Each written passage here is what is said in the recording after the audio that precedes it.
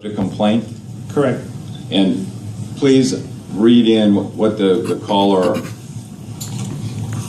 the substance of that the call. The caller, identified as Miss Jennifer Kramer, was a Starbucks employee who called to report a subject who appeared to be homeless was loitering, quote, too close, end quote, to the Starbucks trailer. Ms. Kramer had called the acting desk sergeant at District 1, Officer Keith Cameron, who in turn contacted Officer Manney by telephone. So the initial call would have just been consisting of appeared homeless and loitering too close. Correct.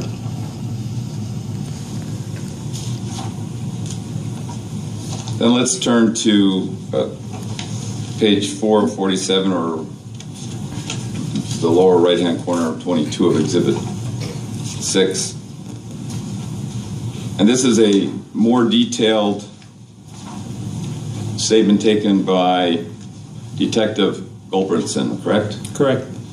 And do you recall who else was present? Can you identify that in your report? Who was there? Detective Charles Miller. And also, if we want to just go to the bottom of that page, highlight that.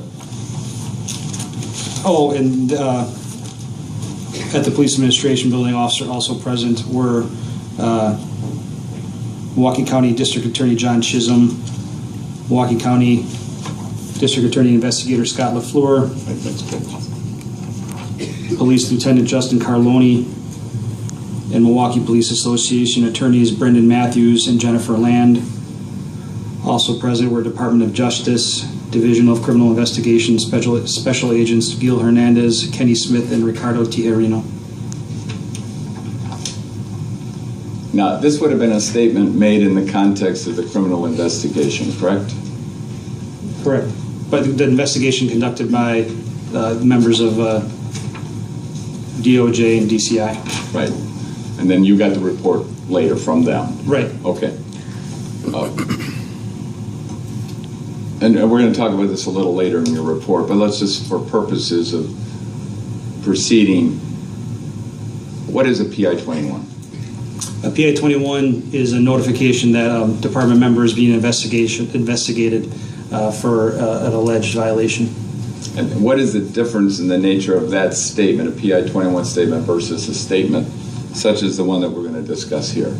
A PI-21 is specific only to our department rules and violations, and any statements made during a PI-21 interview cannot be used against the member criminally. And it's designed to protect the interests of the officer, because the officer can't incriminate themselves in terms of criminal conduct, correct? Correct. Okay. And so part of the internal affairs process is, in addition to statements made in the context of the criminal investigation, you subsequently take your own statements, which are sort of compelled statements, correct? Well, correct. I mean, the officer doesn't have a choice. Correct. Okay. So let's go back here to page 5 of 7 of Exhibit 6. And let's go through in detail that first paragraph.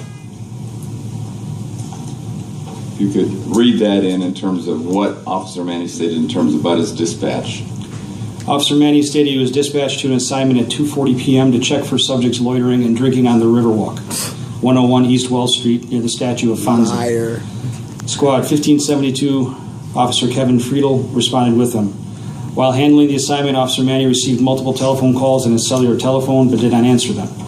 Officer Manney issued 2 citations during this assignment, after which he checked his cellular telephone voicemail. Officer Cameron, the desk officer at District 1, had left a message informing him that the Starbucks in his beat area had called reporting a trouble with a younger homeless black male subject lying near the business. Officer Manney knew this to be the Starbucks on North Water Street.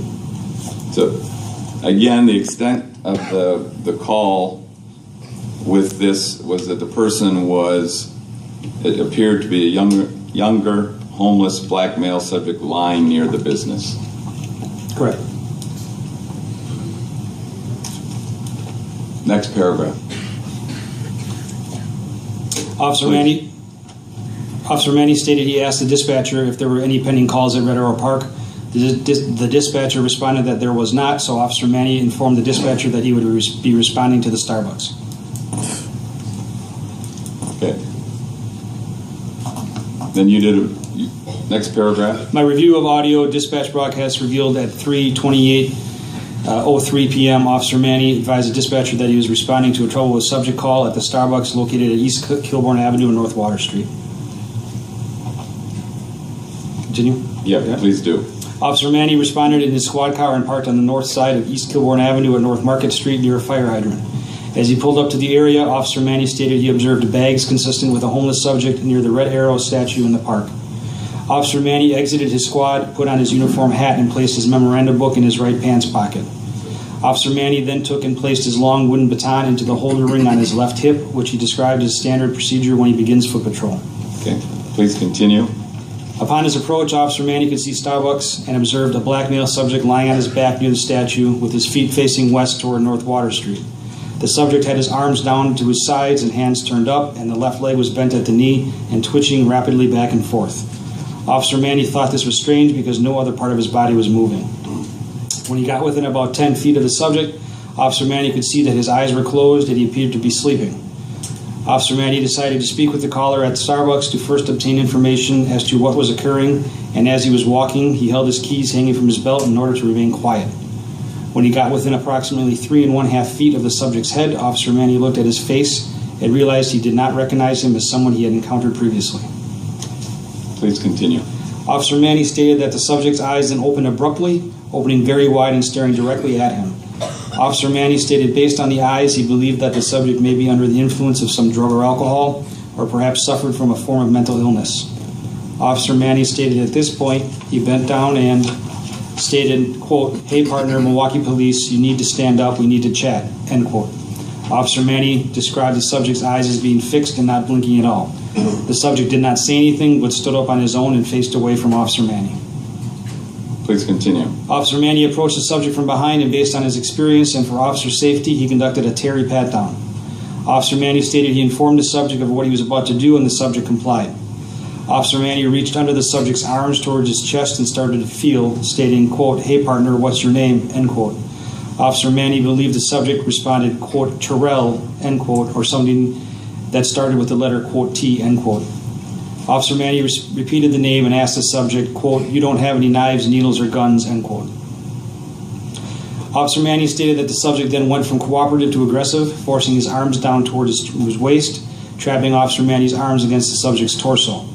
Officer Manney used his right hand to feel around the waistband and stomach area of the subject and felt a round object that he did not immediately believe to be a gun, but was not sure what it was. Officer Manney stated the subject pushed his arms against his body, making it very difficult for Officer Manney to pull away. Officer Manney stated he gave a verbal order of, quote, "Put your arms up," end quote, but the subject continued to force his arms down, even though Officer Manney was pushing the subject's arms upward. Officer Manney then was able to move his right hand towards the subject's right front pocket where he felt some items. Officer Manney did not immediately believe any of those items was a gun, even though his actions were consistent with those of someone who would have a gun. Officer Manney continued to give verbal orders which the subject did not comply with. Please continue. Officer Manney stated the subject started to twist his body away from him towards the left. Officer Manney attempted to push the subject away to create distance between the two of them, but was not able to create much space. The subject was now facing him and staring directly at Officer Manney with a, quote, 1,000-yard stare, end quote. Officer Manney, who had now had his arms and hands up in a defensive position, observed the subject, had his right hand clenched and a fist down at his side. Officer Manney took a step backward, which created about 2 feet of space between them. The subject continued to stare at Officer Manney with the clenched fists, and Officer Manney repeated the subject's name and told him, quote, "It's not worth it," end quote, several times. Officer Manney stated the subject suddenly lunged at him and swung his right fist at his face. Officer Manney was able to block the punch with his left arm. Officer Manney then used his right palm to deliver a focused strike to the subject's chin, which had no effect. The subject continued to stare at Officer Manney and push against him with his body weight. The subject then reached over Officer Manney's left shoulder and grabbed hold of his shoulder and collar area, pulling him in towards the subject. Officer Manney attempted to disengage but was unable to do so as the subject was not letting up. Officer Manney stated the two of them began to spin around in a counterclockwise direction, and while doing so, he delivered a focused strike with his right hand to the subject's face.